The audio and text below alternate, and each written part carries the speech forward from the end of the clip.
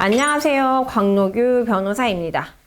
지난 5월 17일에요. 헌법재판소에서 유류분 제도가 유연이냐 합헌이냐에 대한 공개 변론이 열렸습니다. 그래서 이제 많은 분들이 이제 유류분이 곧 폐지되는 거 아닌가라는 기대감을 가지고 계실 것 같은데요. 이게 사실상 유류분 제도가 코앞에 다가왔다라고 느끼는 게 좀 무리가 아닌 게요. 간통죄 폐지할 때도 헌법재판소가 공개 변론을 했었거든요. 그래서 아마 이제 공개 변론을 한다는 것 자체가 이 국민들의 공감대가 어떤지 헌법재판소가 보고 싶고, 또 국민들이 그 과정을 통해서 어떤 생각을 하는지를 매우 집중 또 있게 본다는 차원에서 곧 폐지되겠구나라는 기대를 갖는 게 무리가 아닌 것 같아요. 유류분제도 사실 말이 많잖아요. 이거 막 너무 나쁜 이 상속인들한테도 돈을 주니까 이런 몹쓸 제도가 어디냐부터 시작해서, 그래도 이 상속인들의 기대권, 최소한의 기대와 생계 유지의 기초는 마련해 줘야지라는 지적들이 계속 오가면서 여전히 말이 많지만 유지되고 있는 제도인데요.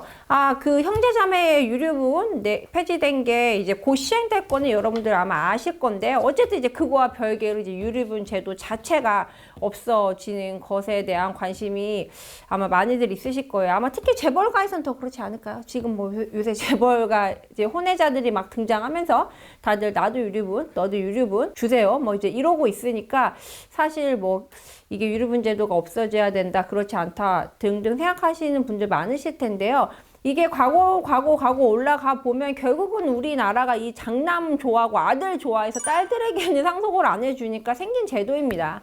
여성을 보호하고 딸들을 보호하기 위한 일종의 이제 그런 제도적 장치였는데요. 그러니까 지금 이렇게 남녀평등 시대에서 이 제도를 계속 끌고 가야 될 필요가 있냐라고 생각하실 수도 있지만, 또 한편으로는 제도를 폐지하는 게 능사냐, 우리가 제도를 좀 수정할 수 있어야 된다, 이렇게 바라보는 분들도 계실 거예요. 개인적으로 제가 이 상속사건을 참 많이 수행하고 있는 변호사 입장에서 보면 유류분 제도가 정말 필요 없는 제도란 생각은 사실 잘 들지 않습니다. 우리 부모님들이 근거 없이 약간 이유 없이 자식 한 명만 편애하시는 경우 너무 많습니다. 너무 많죠.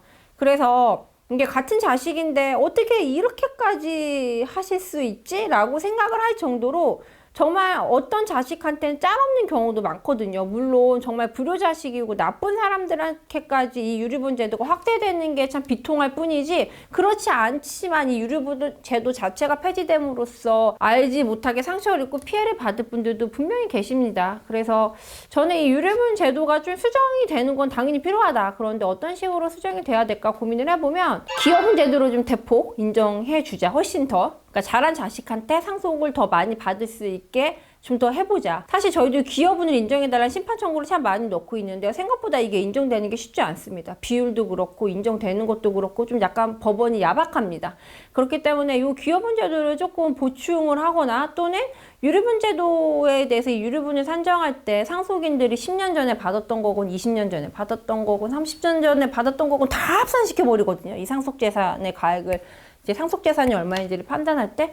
그렇기 때문에 이게 사실 소송 과정에서도 너무 서로 힘든 싸움이 됩니다. 막 20년 전 거 찾아야지, 10년 전 거 찾아야지. 그렇기 때문에 예를 들면 생전에 몇 년 전에 징여한 거는 이 유류분 계산할 때 뺀다, 뭐 이런 것들을 좀 두면은, 또는 뭐 사망 당시에 재산 갖고만 유류분을 산정한다, 뭐 이런 제도를 두면은 피상속인의 이제 재산 처분의 자유도 이름 존중하면서 잘한 자식한테도 좀 많은 재산이 돌아갈 수 있게 하면서, 그래도 또 다른 이제 상속인한테도 일종의 기대권과 생계 유지의 기초를 보장해 준다는 차원에서 나쁘지 않을까 생각을 해봅니다. 기여분에 대해서 약간 야박한 이유가 뭐예요, 법원이? 기여분에서 야박한 이유는요, 일단 배우자들이 굉장히 고생 많이 하시거든요. 돌아가시기 직전에 이게 병스발 드는 경우가 너무 많죠. 근데 우리 법원은 그렇게 해야 돼서 상속 지분이 1.5인 거야. 다 일일을 받을 때. 그러니까 이 정도까지는 특별히 부양했다고 볼 수 있어. 약간 이렇게 보는 경우가 있고요. 또 자식들 같은 경우에는 많이 받은 자식이 또 그만큼 잘합니다.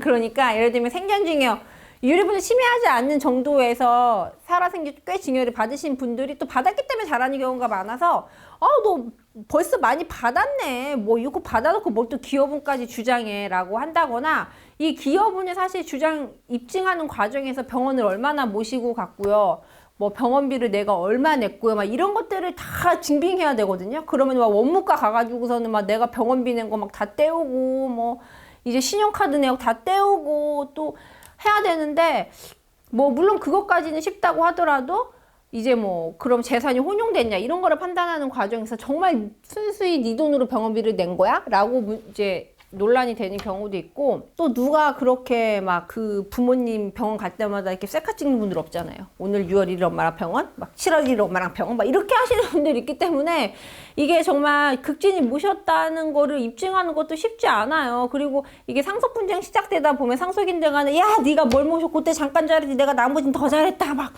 이렇게 하고 이 기여분을 주장하는 상속인 한 명을 제외하고 나머지가 똘똘 뭉칩니다. 아 이제 잘한 거고요. 막판에만 조금 한 거고요. 우리가 더 잘했고요. 오히려 엄마하고 우리를 배제시켜가지고 우리를 엄마를 못 보게 했고요. 막 이런 식으로 주장을 해서 기여분이 인정되기도 쉽지 않고 아까 말씀드린 대로 이제 이 특별한 부양이라고 한다고 하면 그러니까 특별한 부양을 했거나 이제 특별하게 재산 유지 또는 이 증식에 기여를 했어야 되는데 사실 후자는 자식이 부모님의 재산에 대해서 막 특별히 막 이거를 뭐 이제 늘어나게 하는 거는 상정하기 별로 힘들기 때문에 결국은 이 특별한 부양에 포커스가 맞춰져 있는데요. 이게 모시고 산다고 해도 이제 대부분 부모님 집인 경우가 많습니다. 부모님 댁에서 모시는 경우. 그러니까 부모님 명의의 집에서 모시는 경우. 그러니까 우리 법원이 기여분을 인정하려면 적어도 내 명의의 집에서 부모님을 모시고 와서 내가 병원비를 지출하면서